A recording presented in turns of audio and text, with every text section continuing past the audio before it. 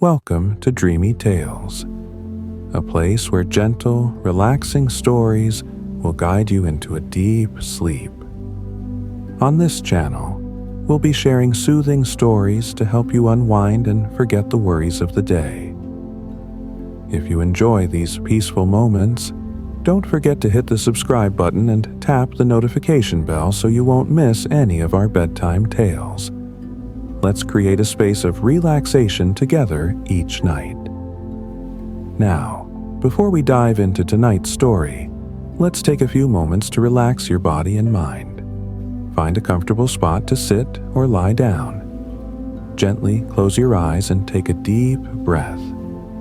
Inhale slowly, feeling the fresh air filling your lungs, and slowly exhale, letting the tension in your body gradually melt away. Repeat this 3 more times. With each breath, feel yourself becoming more relaxed and ready to enter the magical world of stories. Now, loosen your shoulders, gently massage your face, and release any remaining tension. Pay attention to any areas in your body that still feel tight, maybe in your neck, back, or legs, and gently let them relax. Next, we'll do a short guided visualization. Imagine yourself in a beautiful garden under the night sky, with the soft moonlight shining down. You can hear the rustling of leaves in the breeze, the sound of water flowing gently in the distance. Feel the cool breeze brushing against your face. Now that your body and mind are relaxed, let's step into tonight's story. But before we begin, remind yourself that you deserve these moments of relaxation, and let go of all worries as you listen to each word. And now, as you are fully relaxed, let's begin our journey into tonight's tale. Allow my words to guide you into a world of dreams and serenity. Relax and listen slowly. Imagine standing on a pristine summer evening in the coastal town of Bar Harbor, Maine, a place where maritime charm meets the ever-present hum of history.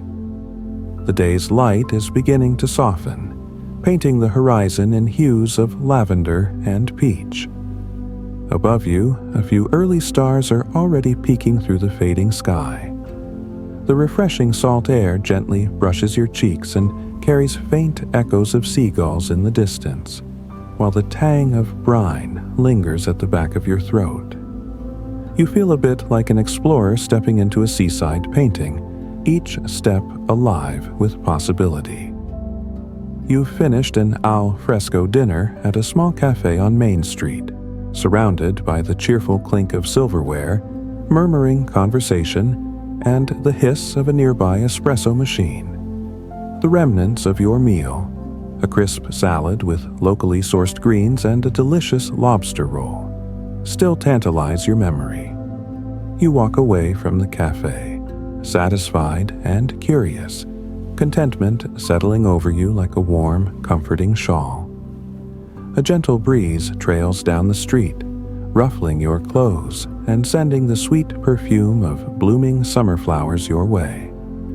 Every so often, street lamps flicker to life, their soft glow illuminating the faces of visitors who move at a pleasant, wandering pace.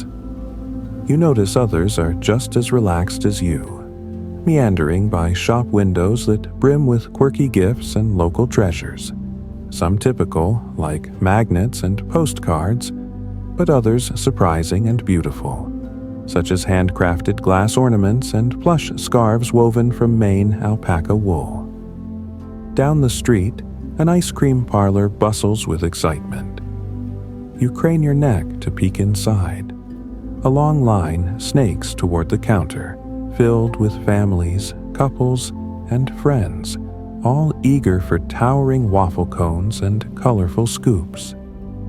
The happy chatter and the hum of the parlor machinery mingle with the salty air.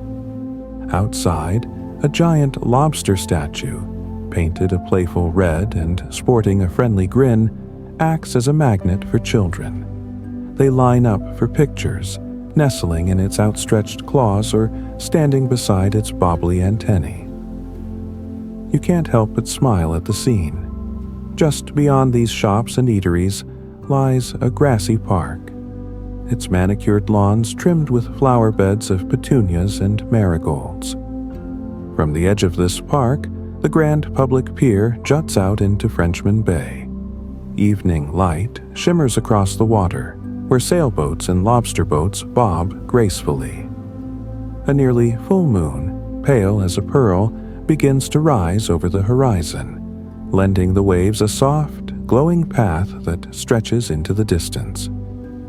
You pause to take in the view, a mesmerizing marriage of land, sea, and sky.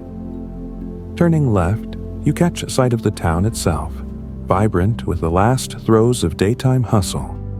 Store owners tidying displays, late-night diners seeking a spot to enjoy fresh seafood, and street musicians strumming their guitars near a small fountain. Turning right, you face the water, where the rhythmic lapping of the bay seems to whisper a gentle invitation.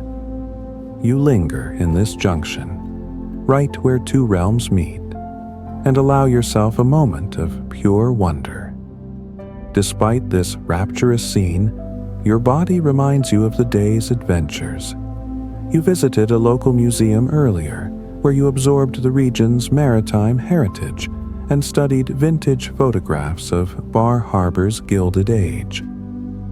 Then there was the scenic hike on one of the town's many trails, rewarding you with panoramic ocean vistas. Together, these experiences have convinced you of Bar Harbor's legendary status as a haven for travelers, both past and present.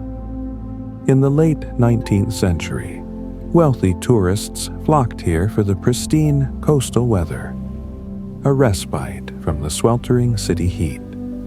They built or rented grand estates they called cottages, although each mansion was anything but modest. Now, with your own exploration done, you fully grasp why the wealthy elite adored this place.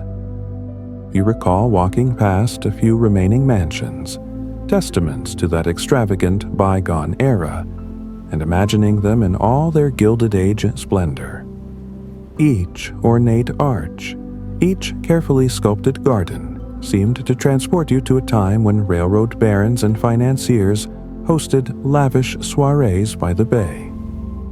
You sense Bar Harbor is perched on a delicate boundary, 1 foot in the present, with its galleries, ice cream parlors, and casual day trippers, and 1 foot in the romanticized past, where the Vanderbilts, Morgans, Astors, and Rockefellers held court beside the sea.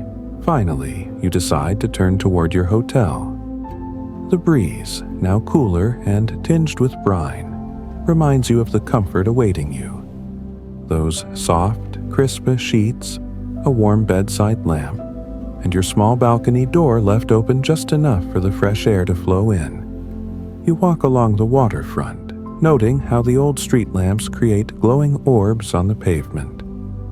The moonlight intensifies, transforming the rippling waves into silver ribbons. Boats in the harbor begin to switch on their own lights, reflecting the town's gentle illumination, as if responding to some unspoken nightly ritual. Arriving at your hotel, you step onto the balcony to gaze at the stars.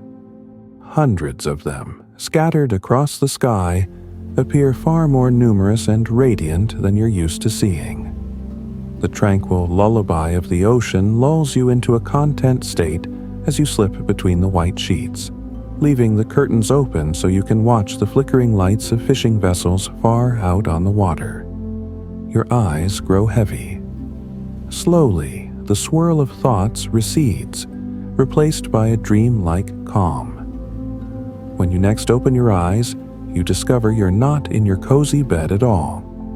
Instead, you stand on a circular driveway, facing the grand facade of what looks like a mansion, perhaps even a chateau, sprawling across the land. It's made of rich, red brick and seems to stretch far beyond the conventional definition of a house. Before you can puzzle out how you got here, you're compelled to explore this majestic building. The sound of murmuring voices from the far side of the estate draws you forward. You walk past elegant shrubs, carefully planted in symmetrical patterns, their shapes meticulously trimmed. The building's design impresses you. A central block of rooms flanked on each side by identical square wings, topped with complex gabled roofs. You see 4 tall chimneys rising against the sky, each testament to a time when enormous fireplaces provided warmth on chilly Maine nights.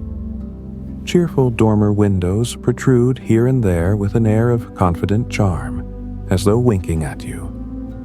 An inexplicable certainty rises within you. The real splendor lies behind the house, down toward the ocean. The voices grow clearer, accompanied by strains of live music, so you slip around to the mansion's side. As soon as you reach the back lawn, your breath catches. An immense carpet of vibrant green grass unfolds, descending gently to meet the waters of Frenchman Bay. In the near distance, you can see the shimmer of the tide, glinting in the late afternoon sun. The entire panorama exudes the feeling that you have wandered onto the set of a grand historical drama. You realize you're not alone. Several people, all dressed in elegant white summer attire, mill about the lawn, chatting animatedly, sipping drinks and sharing laughs. A sense of easy camaraderie flows among them. They cluster in small groups, some standing beneath a sprawling old oak for shade, others perched on wicker chairs set on the manicured lawn. Music drifts from a string quartet whose lilting harmonies mix with the gentle sea breeze. The architecture of the mansion reveals more secrets as you continue around the side. A portico juts out, supported by graceful white columns.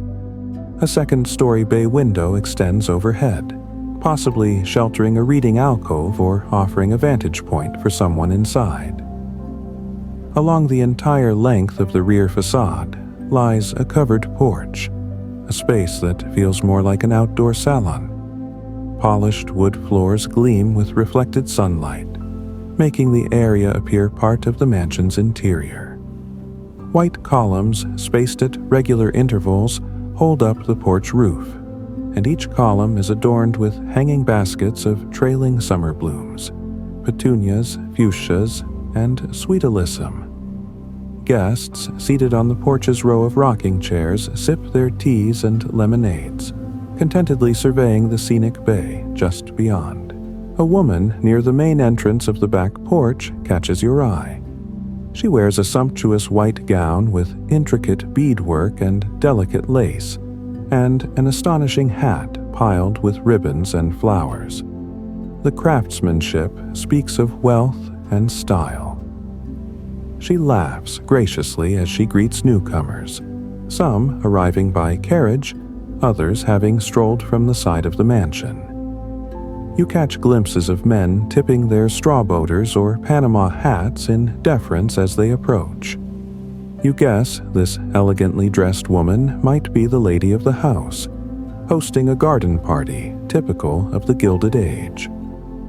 Your gaze wanders across the lawn to see croquet wickets arranged in neat rows.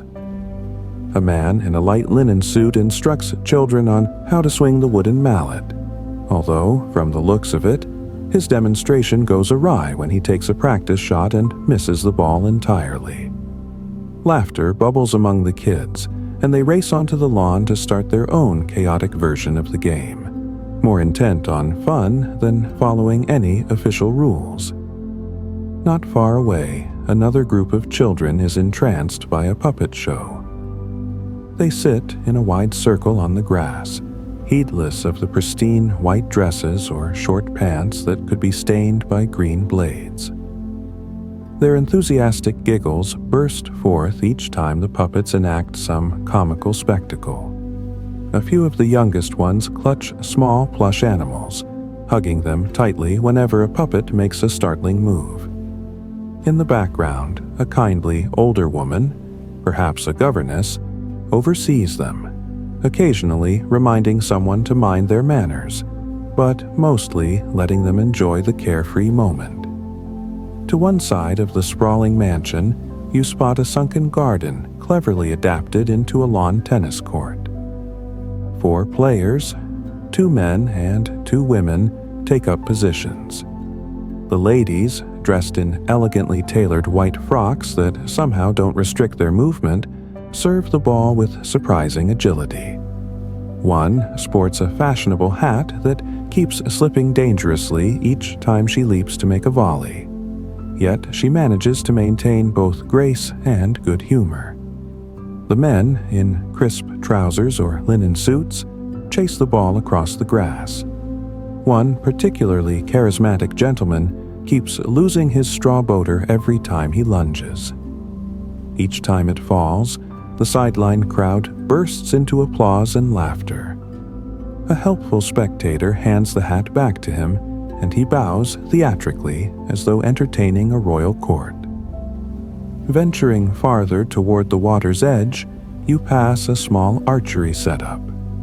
This new pastime, popular in refined circles for its mix of sport and elegance, captivates a group of ladies. Each stands with a bow in hand, aiming at a target at the far end of a designated safety area. Their quiet concentration radiates dignity, and when an arrow finds its mark near the center, polite applause follows. It's astonishing that, in their flowing white gowns and extravagant hats, they manage such skillful shots. You notice that no one seems to have so much as a grass stain or a wrinkle, an impressive feat under the bright sun. Now you head to the lower edge of the lawn, where the high tide has receded to reveal a slender strip of wet sand. Children, still brimming with energy, have ventured there to build little sand mounds, collecting shells and bits of seaweed. Their squeals of delight echo across the open space, punctuated by the sound of someone's mother or father offering gentle guidance or caution. A kindly man stands slightly apart from the group, teaching a young boy how to fly a kite in the afternoon breeze. The kite's vibrant tail whips about in the air, shimmering like a rainbow serpent. Every time it dips or loops, the boy gasps, enthralled by this miniature dance against the sky. You take a moment to close your eyes again, savoring the interplay of sunlight and breeze on your face. The garden party's cheerful hum merges with the gentle wash of waves along the shore. How astonishing it is to discover such a place where high society meets the unspoiled beauty of coastal Maine. You can practically feel the presence of history, as though each shift of the wind might carry the echo of horse-drawn carriages arriving from Boston or New York. Stepping back from the shoreline and returning to the heart of the lawn, you hear boisterous chatter and the occasional squeal of surprised delight. You look closer and see a most whimsical pastime in progress. Long, multicolored ribbons have been wrapped around the trunk of a tall birch and then looped through the adjacent grove of trees. Each ribbon crosses or tangles around others, forming an elaborate labyrinth. A line of younger adults, men and women alike, has gathered to follow their assigned ribbon from start to finish, all the while ducking under branches or stepping over protruding roots. This ribbon chase triggers all sorts of comedic entanglements. Guests accidentally bump into one another, stoop to pass beneath each other's ribbons, or inadvertently lead themselves in circles. When at last they reach the ribbon's end, they discover a small prize, maybe a tin of sugared almonds, a delicate cameo, or a silver trinket box, tied to the final knot. Everyone cheers and claps for each successful adventurer. The spectacle also creates impromptu introductions between participants who might otherwise not have mingled, offering a perfect setting for would-be sweethearts to cross paths with a playful excuse. you can't help but smile, wishing you too had a ribbon to chase. Time seems elastic here, yet the day unavoidably slides toward evening. A cooler breeze drifts across the lawn, hinting that twilight is near. As you stroll toward the harbor vantage point, a group of onlookers gathers with teacups in hand to watch the dramatic sunset unfold above Frenchman Bay. Its waters now glimmer with hints of red and orange, and each passing minute intensifies the sky's color, from pale gold to vivid tangerine, and finally into streaks of magenta that dazzle the eye. A hush falls over the gathering. Even the lively chatter of the party dims in deference to nature's show. Every so often, one or two guests murmur appreciative remarks. "How splendid!" or "I've never seen such shades." Just when you think the sky's palette has reached its peak, the clouds shift, unveiling a deeper array of crimson and violet. It's as though the universe is determined to outdo itself with every passing moment. Your heart brims with gratitude, and you feel unexpectedly fortunate to be trapped in this slice of time, somewhere between history and dream, witnessing a day's final flourish as the sun melts into the sea. The moment the sun's last rays vanish below the horizon, lanterns and early electric lamps begin to glow around the mansion's porch. Their light plays gently on the guests' faces, reflecting off white linens and sparkling glasses. A butler in a crisp black suit circulates, discreetly refilling cups with tea or coffee, while footmen offer dainty biscuits on silver trays. The music, once lively, transitions to a mellower tune. The musicians, by some silent agreement, decide it's time for a more reflective ambiance.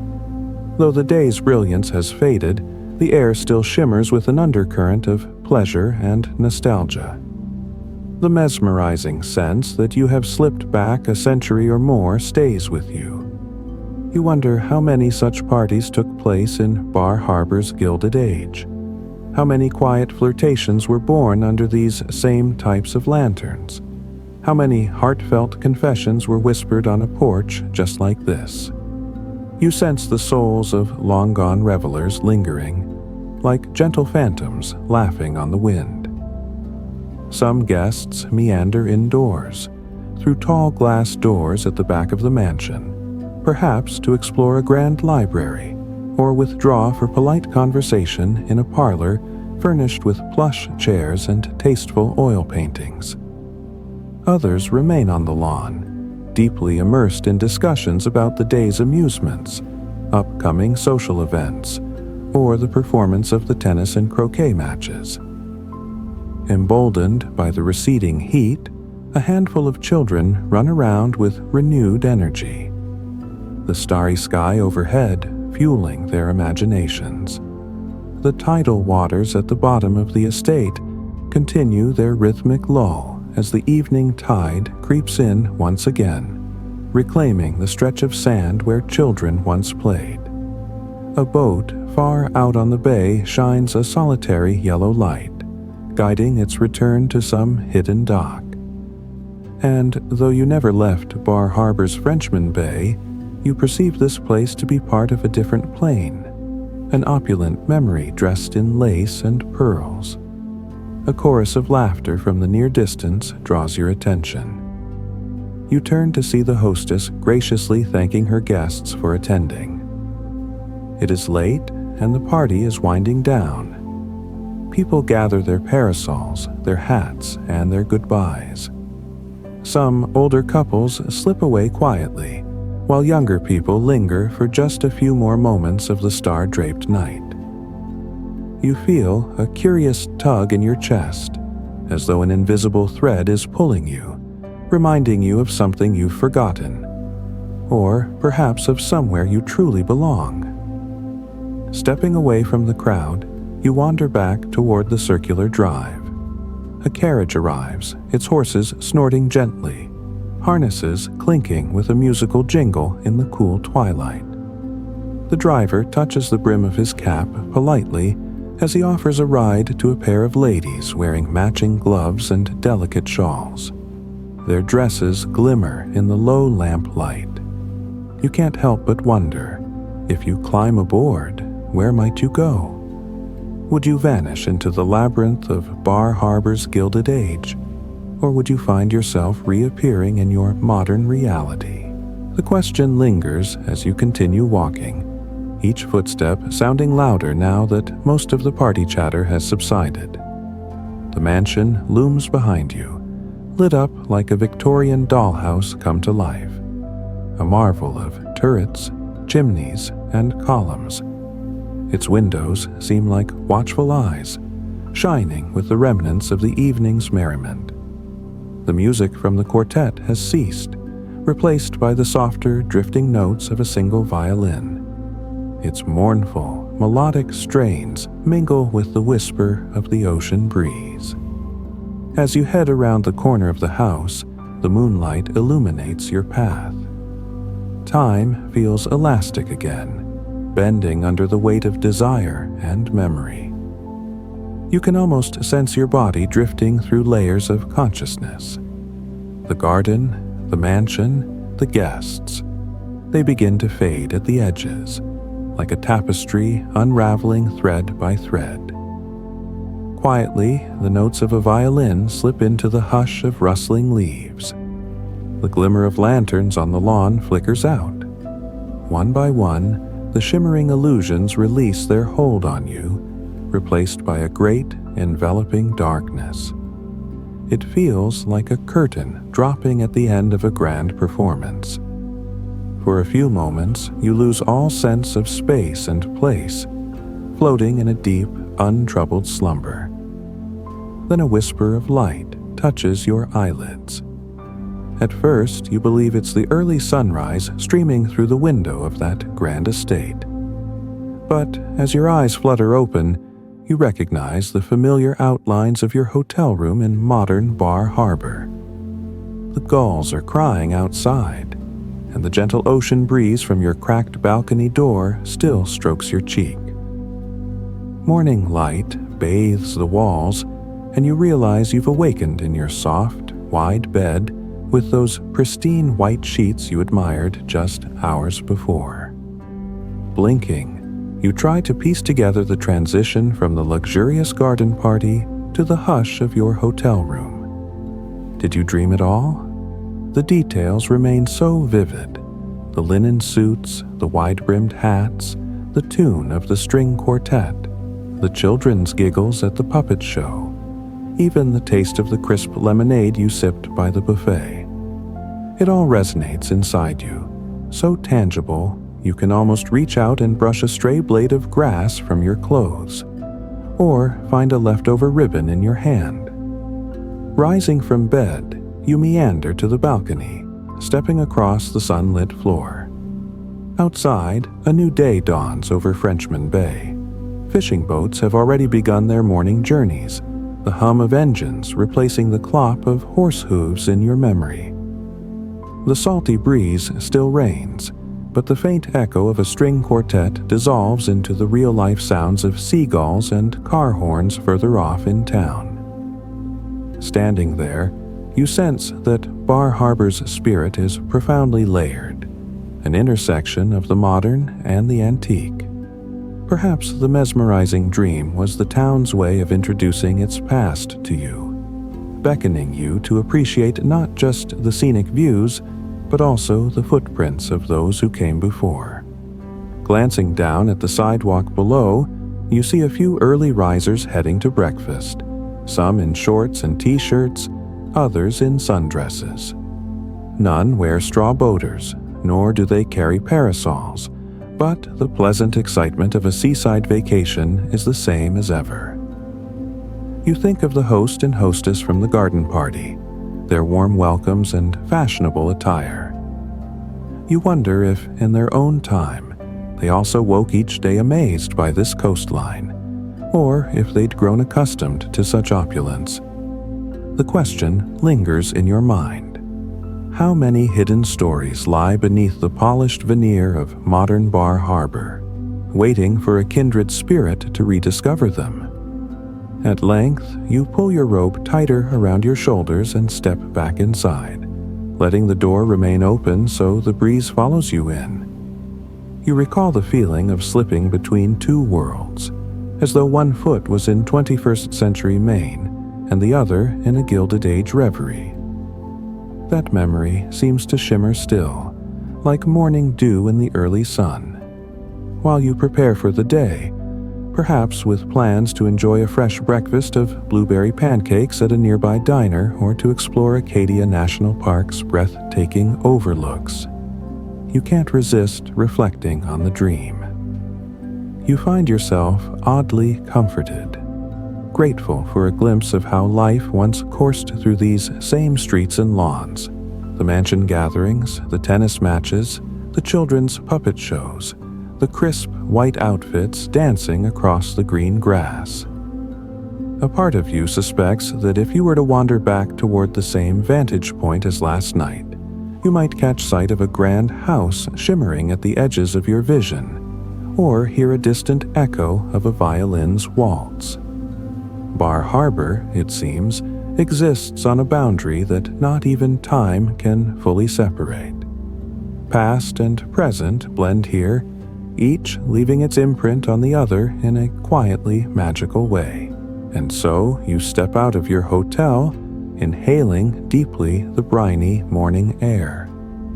The sun, rising higher, pours its light over the water, making the ripples glisten. You offer a subtle, private smile to the breeze that skims across your cheeks, as though acknowledging a newly shared secret between you and this extraordinary coastal town, one that spans centuries of daydreams and real memories. No matter where the rest of the day leads, be it a leisurely boat tour, a spirited climb up Cadillac Mountain, or another indulgent ice cream from that bustling parlor, you carry the reverie of your nighttime voyage within you. In those fleeting moments between sleep and wakefulness, you touched an era when Bar Harbor was teeming with the most extravagant parties of the Eastern elite. And, as you blend into the lively bustle of modern life, you do so with a renewed appreciation for the layers of history that still live in the breeze, in the old brickwork, and even in the very soil beneath your feet.